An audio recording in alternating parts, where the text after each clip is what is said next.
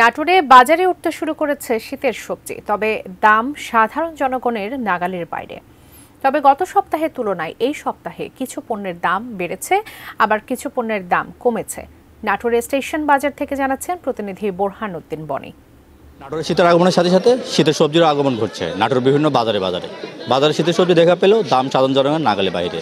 আলু, পেঁয়াজ, কাঁচামরিচ, পালং শাক, পটল, করলা, বাঁধাকপি, ফুলকপি, মূলা সব কিছুরই দাম বেশি। গত সপ্তাহের তুলনায় এই সপ্তাহে শীতের সবজির দাম কিছু পণ্যের দাম বেড়েছে ও কিছু পণ্যের দাম কমেছে। সাধারণত মধ্যবিত্ত যারা সরকারি বেসরকারি চাকরি করে বা দোকানপাট চালায় বা ছোটোখাটো ব্যবসা করে, দিনমজুর খেটে খাওয়া মানুষগুলো দিশেহারা হয়ে পড়ছে।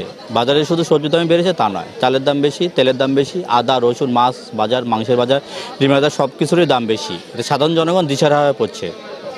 সাধারণ জনগণের দাবি নিয়মিত বাজার মনিটরিং করলে জিনিসপত্রের দাম কিছুটা নাগালের ভিতর থাকতো। নিয়মিত বাজার মনিটরিং নাই বলে দোকানদার ইচ্ছে মতো দাম নিচ্ছে ক্রেতাদের কাছ থেকে। অপরদিকে সরকার ১ নম্বর থেকে বাজার পলিথিন নিষিদ্ধ করলেও কিছু অসহায় দোকানদাররা এখনও পলিথিনের জিনিসপত্র দিচ্ছে। গতকাল নিজাবাজার ব্যবসায়ী ইউনিট পলিথিন ব্যাগ বর্জনে নাটোরের নিজাবাজার পথসভা করে পলিথিনের বিগুলো হিসেবে ৫০০ ব্যাগ ক্রেতাদের মাঝে বিতরণ করে।